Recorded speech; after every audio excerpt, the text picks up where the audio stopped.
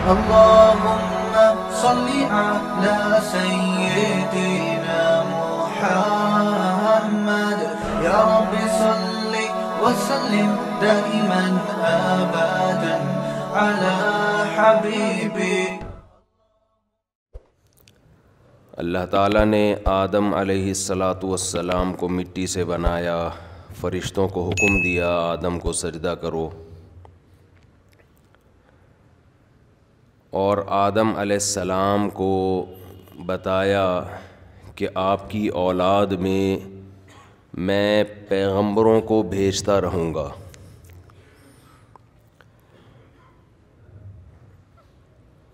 اولاد میں پیغمبر آتے رہیں گے، لوگوں کو سیدھا راستہ بتاتے رہیں گے، تو جو بھی ان پیغمبروں کی بات کو مانے گا فلا خوف علیہم ولا هم یحزنون، نہ ان پر کوئی خوف ہوگا اور نہ وہ غمزدہ ہوں گے. آدم علیہ السلام کے بعد لوگوں میں گمراہی آنا شروع ہوئی،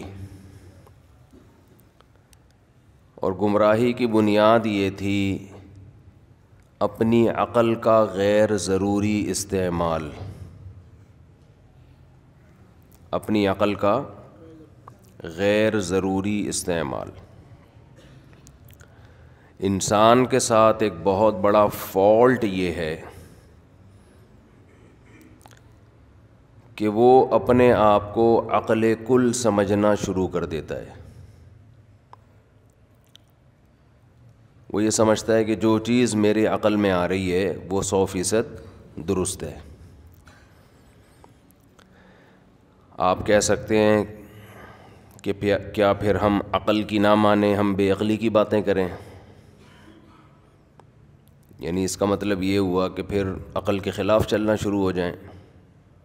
تو عقل کے خلاف چلنا تو بے عقلی ہے نا. کیا خیال ہے؟ پھر تو آدمی الٹی الٹی باتیں کرے گا. جیسے دیگر مذاہب کے لوگ مذہب کے مقابلے میں عقل کو ویلیو نہیں دیتے. تو مذہب نے کہہ دیا گائے کا پیشاب پیو تو گائے کا پیشاب پی رہے ہیں. مذہب نے کہہ دیا کہ پتھروں کے سامنے جھکو تو پتھر کے سامنے جھک رہے ہیں. تو ان کو تو ہم یہی کہتے ہیں کچھ عقل سے کام لو. کیا خیال ہے؟ لیکن جب وہی بات اسلام کے بارے میں آتی ہے تو ہم کہتے ہیں مذہب کے مقابلے میں عقل کو استعمال بولنے پہ گورنمنٹ نہیں کرو. میں کل سوچ رہا تھا کن کن چیزوں پہ گورنمنٹ نے پابندی لگائی ہے. کل میں ایسے میں بیٹھے بیٹھے سوچ رہا تھا، تو پھر میں اس پر بات کروں گا کسی وقت انشاءاللہ. ابھی موضوع چینج ہو جائے گا نا. تو جب مذہب بات کرتا ہے ایسی بات جو عقل میں نہیں آتی تو ہم کہتے ہیں کہ یہاں عقل کے گھوڑے مت دوڑاؤ. دو چیزوں میں نا فرق نہیں کر رہے ہیں لوگ. یہ بات تو میں کئی بار بیان کر چکا ہوں. ابھی مختصر کر کے آگے چلوں گا کہ دیکھیں ایک ہے عقل کے خلاف. مذہب کبھی عقل کے خلاف بات نہیں کرے گا. اگر مذہب کی بات عقل کے خلاف ہے تو وہ مذہب ہی غلط ہے. کیونکہ قرآن دیگر جتنے مذہب دنیا میں رائج ہیں ان کے بارے میں ان کی غلط تعلیمات کو بتا کے کہتا ہے افلا تعقلون، تم عقل سے کام کیوں نہیں لیتے؟ تو قرآن تو آپ کو عقل استعمال کرنے کا آرڈر کر رہا ہے نا. بار بار کہہ رہے عقل کو استعمال کرو. ام خلقوا من غیر شیء ام هم الخالقون، یہ سب عقلی سوالات ہیں. تورات اور انجیل کے حوالے نہیں دے رہا قرآن، یہاں پیغمبروں کے حوالے نہیں دے رہا. قرآن کہہ رہا ہے ام خلقوا من غیر شیء، کیا خود سے بن گئے ہو؟ ام هم الخالقون، یا تم نے خود بنا لیا ہے اپنے آپ کو؟ اب یہ ایسی عقل کا استعمال ہے کہ ڈاروین بھی 25 سال سوچتا رہے تو وہ اسی جواب پہ پہنچے گا کہ نہ ہم خود سے بنے ہیں نہ ہم نے اپنے آپ کو خود سے بنایا، کوئی تیسری طاقت ہے بنانے والی۔ تو یہ عقل کا استعمال حکم دے رہا ہے نا قرآن۔ ان فی خلق السماوات والارض واختلاف اللیل والنہار لآیات لأولی الالباب، زمین اور آسمان کے پیدا ہونے میں، پیدا کرنے میں، واختلاف اللیل والنہار، دن اور رات کے عدلنے بدلنے میں، یہ پورا ایک نظام چل رہا ہے، دن رات۔ نسلخ منہ النہار، قرآن کے الفاظ دیکھو، سلخ عربی میں کہتے ہیں جانور کے جسم سے جو چمڑی ادھیڑی جاتی ہے۔ تو کیسے ادھیڑتے ہیں چمڑی؟ ایک دم سے یہ کھینچتے ہیں اس کو، اترتی چلی جاتی ہے نا۔ یعنی اللہ تعالیٰ کے عجیب بلاغت ہے قرآن کی کہ رات سے کو ہم اس کو ادھیڑتے ہیں رات کو، یعنی رات گویا ایک چمڑے کی طرح ہے، ایسے آہستہ آہستہ کر کے ہم اس کو ادھیڑنا شروع کرتے ہیں اور دن نمایاں ہونا شروع ہو جاتا ہے اس میں سے، اور دن کو ادھیڑتے ہیں ایسے ایک ایک کر کے نا، اور رات نمایاں ہونا، جیسے جیسے دن ادھڑتا ہے رات نظر آنا شروع۔ اسی عمل کو الٹا کر لیں، جب رات آنے لگتی ہے تو دن کو ادھیڑا جاتا ہے، دن کی کھال کو آپ کھینچیں گے رات نمایاں ہونا شروع۔ ایسا ہی ہے نا، مشرق سے اللہ رات کی کھال کو ادھیڑنا شروع کرتا ہے مشرق کی طرف سے، اور مشرق سے دن نمایاں ہونا شروع ہوتے ہوتے مغرب تک ادھیڑ دیتا ہے اللہ اس کو، اور مغرب تک دن ہی دن۔ ادھیڑنے کا الٹ کیا ہوتا ہے؟ لپیٹنا۔ کیا ہو گیا بھائی؟ دیکھو ایک گیند ہے نا، اس سے آپ ایک ٹیپ، ہم لوگ بچپن میں کھیلتے تھے ٹیپ بال، اب کھیلتے ہیں لڑکے، کرمچ کی گیند پہ ٹیپ چڑھا کے نا، تھوڑی سی بھاری ہو جاتی ہے اس سے، تو وہ ٹیپ کو آپ جب، ایک تو ہوتا ہے پرانا ٹیپ ادھیڑتے ہیں آپ، پھر نیا ٹیپ کیا کرتے ہیں؟ لپیٹتے ہیں۔ ٹیپ چڑھانا سے زیادہ اچھا لفظ کیا ہے؟ لپیٹا کس چیز کو جاتا ہے؟ ایسے جو کوئی چیز گول ہوتی ہے اس کو یوں کر کے لپیٹا جاتا ہے۔ کوئی بھی چیز جب آپ گول گھما رہے ہوتے ہیں نا، اس عمل کو کیا کہا جاتا ہے؟ لپیٹنا۔ جب پتنگ اڑاتے تھے تو مانجے کو کیا کیا جاتا ہے؟ لپیٹا جاتا ہے نا، ایک ہی جگہ پہ مسلسل گھوم رہا ہے وہ، اٹ از کالڈ لپیٹنا۔ کتاب میں فزکس میں شامل کر لیں یہ ڈیفینیشن لپیٹنے کی۔ لپیٹنے کی ایک اور قسم ہے جو کراچی میں چل رہی ہے، یہ بندہ پھینک رہا ہے اور سامنے والا لپیٹ رہا ہے۔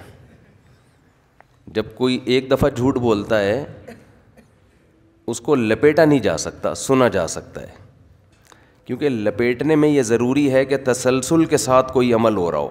ڈور لپیٹی جاتی ہے، پتھر نہیں لپیٹا جاتا، وہ رکھا جاتا ہے، اس کو لپیٹ نہیں سکتے نا۔ اگر کوئی ایک دفعہ جھوٹ بولے لپیٹ نہیں سکتے آپ اس کو، جھوٹ بولا آپ نے کیچ کیا جیب میں رکھ کے چلے گئے مارکیٹ میں پھیلا دیا اس جھوٹ۔ جب کوئی مسلسل جھوٹ بولتا ہے تو پھر اس کو رکھا نہیں جاتا بلکہ لپیٹا، کیونکہ اتنا کہاں رکھو گے، اتنا کہاں رکھو گے، اس کو پھر لپیٹا جاتا ہے مانجے کی طرح نا ایسے سے۔ اس پر میں کئی بار ایک قصہ سنا چکا ہوں، لیکن نئے نئے لوگ بھی آتے ہیں، نہیں وہ پھر چھوڑو رہنے دو۔ یہ جو سیاستدان ہوتے ہیں نا، جب یہ تقریر کرتے ہیں تو سنی نہیں جاتی یہ تقریر، یہ لپیٹی جاتی ہے ذہن میں رکھو، کیونکہ یہ مسلسل پھینک رہے ہوتے ہیں، مسلسل۔ ابھی وہ میرا گرین بس پہ کسی نے کلپ بنا کے چلا دیا ہے،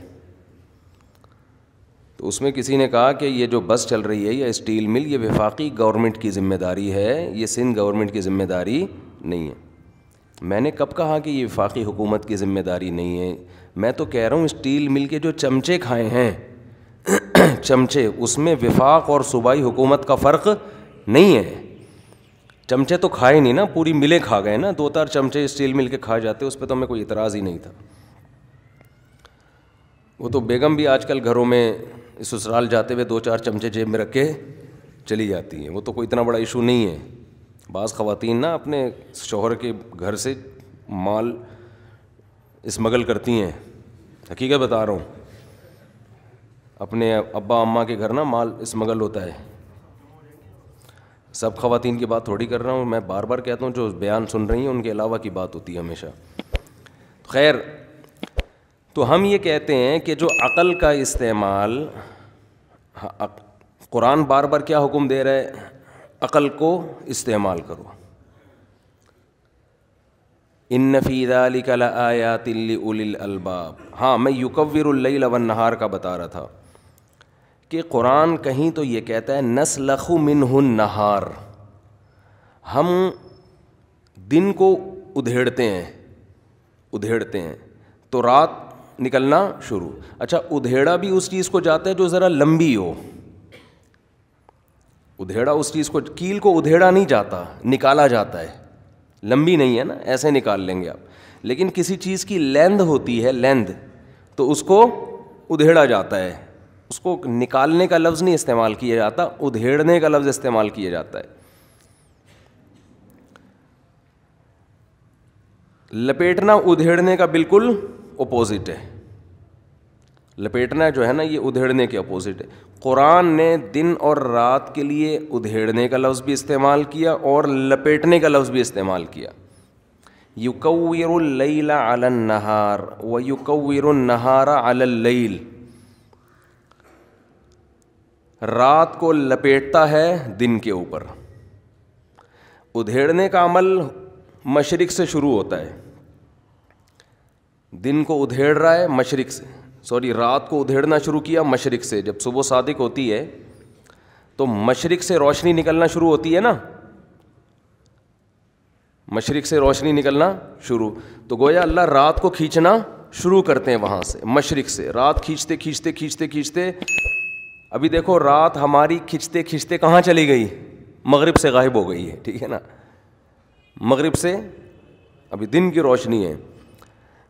اسی عمل کو الٹا کر لیں تو مغرب سے اگر ہم اس عمل کو الٹا کریں گے تو اس کا مطلب یہ ہوا کہ رات تھی, اس پہ اللہ نے دن کو لپیٹنا شروع کر دیا. یعنی دن کو لپیٹا جا رہا ہے, الٹا نہیں, اس طرح نہ کریں, مغرب سے مشرق سے رات کو ادھیڑنا شروع کیا اور دن کو لپیٹنا شروع کیا. خیر, عرض یہ ہے کہ بات یہ چل رہی تھی کہ قرآن کھینچنے کا لفظ استعمال کرتا ہے. اب مشرق سے اللہ نے رات کو کھینچنا شروع کیا, رات کی کھال کو ادھیڑنا شروع کیا تو دن نمایاں ہونا شروع. اسی عمل کو آپ یوں بیان کریں کہ دن کو اللہ نے لپیٹنا شروع کیا, کس کے اوپر, رات کے اوپر. مشرق سے دن کی چادر اللہ لپیٹنا شروع کرتے ہیں, کس پر, رات پر. لپیٹی جو چیز جاتی ہے نا, اکثر وہ کرو چیز پہ لپیٹی جاتی ہے, گول چیزوں پر. اس سے بھی علماء نے استدلال کیا ہے کہ قرآن 1400 سال پہلے زمین کو گول قرار دے رہا ہے, کیونکہ لپیٹا جب ہی جائے گا. دیکھو اگر لپیٹنے کا لفظ نہ ہوتا, پلین زمین ہوتی, تو قرآن بچھانے کا لفظ استعمال کرتا. نہیں یار, کارپیٹ لپیٹا جاتا ہے یا بچھایا جاتا ہے, بولو نا, بچھایا جاتا ہے, لپیٹا نہیں جاتا. قرآن کہہ رہا ہے یکور اللیل علی النہار ویکور النہار علی اللیل, دن کو رات پہ لپیٹتا ہے اور رات کو دن پہ لپیٹتا ہے. ایسے یہ عمل صدیوں سے, لاکھوں سالوں سے چلتا چلا جا رہا ہے. تو قرآن کہتا ہے کہ دن اور رات کے پیدا کرنے میں, واختلاف اللیل والنہار, اور رات اور دن کے اختلاف میں, کہ دن کبھی لپیٹ رہے ہیں رات کے اوپر, رات آہستہ آہستہ غائب ہو رہی ہے, کبھی رات کو لپیٹ رہے ہیں دن کے اوپر, دن آہستہ آہستہ غائب ہو رہی ہے. ایک نظام اتنا بہترین جو انسان کے لیے, پودوں کے لیے, اس زمین کے لیے ضروری ہے, تو اللہ فرماتے ہیں ان فی ذالک لآیات لأولی الالباب، اس میں نشانیاں ہیں، لب کہتے ہیں مغز کو، بھیجے کو، جن کی خالص عقل جو استعمال کرتے ہیں نا، خالص عقل. خالص عقل کسے کہتے ہیں؟ ایسی عقل جس میں ماحول کی آمیزش نہ ہو. انسان نا اپنے ماحول سے متاثر ہوتا ہے، پھر اس کی عقل خالص استعمال نہیں ہوتی. اس کی عقل میں باپ دادا کی رسومات، محلے کی، لوگوں کی، میڈیا کی، ان تمام چیزوں کی وجہ سے اس کی عقل پورے طور پہ ٹھکانے نہیں رہتی. اب ہندو کو پتہ ہے بتوں کے سامنے جھکنا کسی بھی لحاظ سے کوئی سینس نہیں بنتی، لیکن بڑے بڑے عقل مند بھی بھگوانوں کے سامنے سجدہ کر رہے ہیں. کیوں؟ ماحول نے اتنا متاثر کر دیا کہ عقل کو کیپچر کر لیا ماحول نے. عقل استعمال ہو رہی ہے، پراپر استعمال نہیں ہو رہی. تو خالص عقل کو کیا کہا جاتا ہے؟ لب کہتے ہیں نا. اس کا لب لباب، یہ لفظ سنا ہوگا آپ نے، اس کا لب لباب یہ ہے، یعنی اس کا خلاصہ یہ ہے. تو قرآن جگہ جگہ عقل کو استعمال کرنے کا حکم دے رہا ہے، جگہ جگہ استعمال کرنے کا. ام خلقوا من غیر شیء ام هم الخالقون. قرآن کہہ رہے خود سے بنے ہو یا تم نے اپنے آپ کو خود بنایا ہے. خود سے نہیں بن سکتے بھائی. اتفاق کا نتیجہ بولو نہیں ہو سکتا. میں ایک جگہ بیان کر رہا تھا، 50% اس مجلس میں ایتھیسٹ تھے، ملحد، خدا کے منکر. میں نے ایک مثال دی، بس 10 منٹ کا میرا بیان تھا وہاں. میں نے کہا 10 منٹ میں ان کو میں کیا سمجھاؤں. بعض چیزوں کو جب آپ پیچیدگی میں لے کے جاتے ہو نا تو الجھ جاتی ہیں. ہمارے یہاں لوگ، یہ جو ملحد لوگ ہیں نا، یہ کیا کرتے ہیں، سائنس کی کتابوں کے حوالے، فلاں نے سائنسدان نے یہ پھینکی، فلاں نے یہ پھینکی، فلاں نے یہ لکھا، فلاں کتاب کے، آدمی اس میں الجھتا چلا جاتا ہے. جو چیزیں انسان کے لیے انتہائی ضروری ہیں خدا نے ان کو بہت آسان کر دی ہے سمجھنے کے لیے. اس میں آپ کو سائنسی پیچیدگیوں میں گھسنے کی ضرورت نہیں ہے. آپ کیا سمجھتے ہو کہ سائنسدان پھینکو نہیں ہوتے؟ لوگوں کے ذہن میں نا ایک چیز یہ آ گئی ہے کہ سائنس، دیکھو دنیا کی ہر قوم میں پھینکو کثیر تعداد میں موجود ہیں. ڈاکٹروں میں پھینکو ہوتے ہیں کہ نہیں ہوتے؟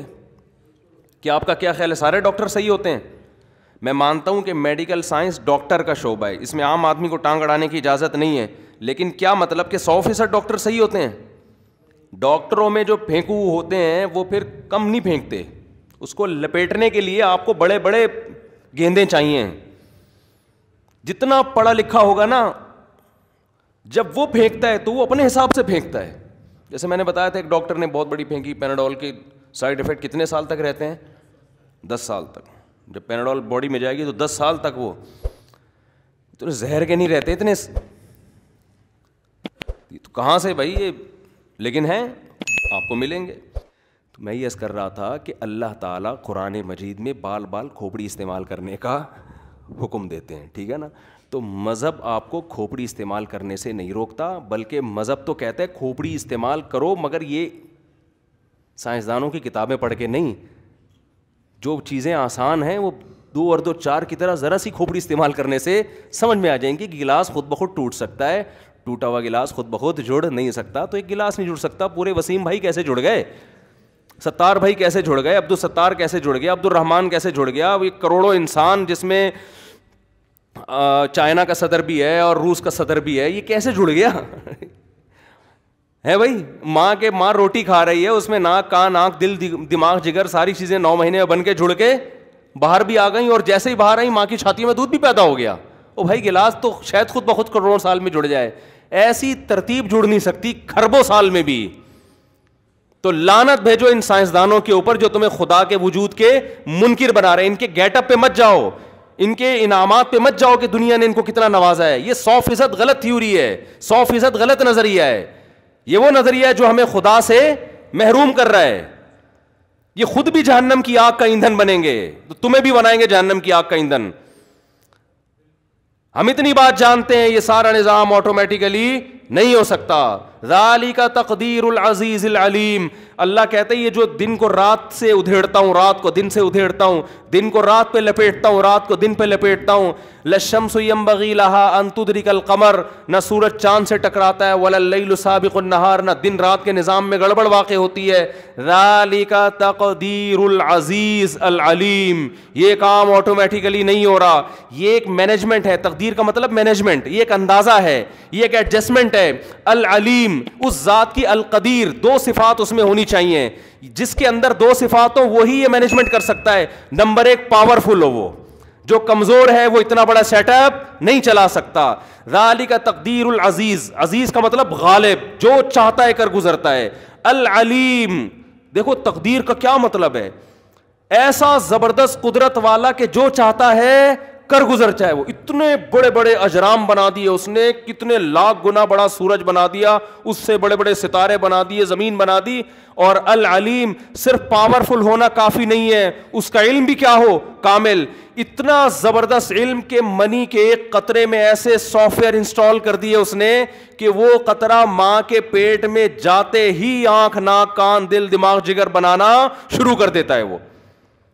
اور ادھر بچہ باہر آیا, روٹی سے دودھ بننا شروع, اور وہ دودھ ماں کی چھاتیوں میں آنا شروع, اور بچے کے دماغ کو پتا ہے کہ کہاں سے دودھ ملے گا اور میرے حلق میں کیسے اترے گا. یہ علم کے بغیر ممکن نہیں. ایک چھوٹا سا سافٹ ویئر کوئی انجینئر بنا سکتا ہے, کوئی پلمبر نہیں بنا سکتا, کوئی بڑھئی نہیں بنا سکتا. اس کے لیے یونیورسٹیوں میں کئی سال بال سفید کرنے پڑتے ہیں, پھر کوئی شخص کوئی سافٹ ویئر ایجاد کرتا ہے. اور ہمارا رب نے ایسے سافٹ ویئر منی کے قطرے میں انسٹال کر دیے, انسان بنتے چلے جا رہے ہیں, اور ہر انسان میں پھر اسپم ہے جو مزید انسان پیدا کرنے کے قابل ہیں. ایک چھوٹے سے بیج کے اندر اس نے فالق الحب والنوا, قرآن کہتے ہیں ایک چھوٹے سے بیج میں نے سافٹ ویئر انسٹال کر دیے.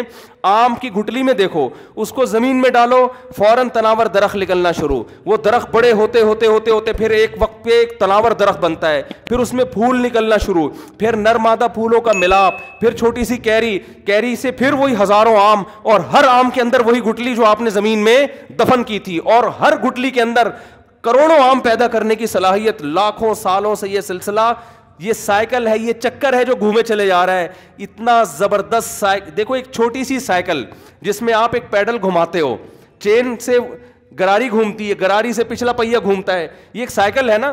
یہ سائیکل اللہ کی قسم کم پیچیدہ ہے, اور آم کی گٹلی میں جو سائیکل ایک سسٹم چل رہا ہے نا, گول سسٹم, یہ کروڑہ گنا زیادہ پیچیدہ ہے. اگر کوئی ڈارون جیسا سائنسدان اٹھ کے کہتا کہ یہ جو سائیکل ہے جسے بچے بیٹھ کے چلاتے ہیں, اس کی گراریاں خود بخود جڑ گئی ہیں, خدا کی قسم کوئی اس پہ یقین نہ کرتا. لیکن آم کی گٹلی کا سائیکل جو اس سے کروڑہ گنا زیادہ پیچیدہ ہے, وہی سائیکل ہے نا, زمین میں دفن ہو رہی ہے, درخت بن رہا ہے, پھر آم, پھر اس کے اندر گٹلی, پھر زمین میں, یہ سلسلہ کروڑوں سال سے چل رہا ہے. یہ سائیکل میرے بھائی خود بخود وجود میں نہیں آ سکتی ہے.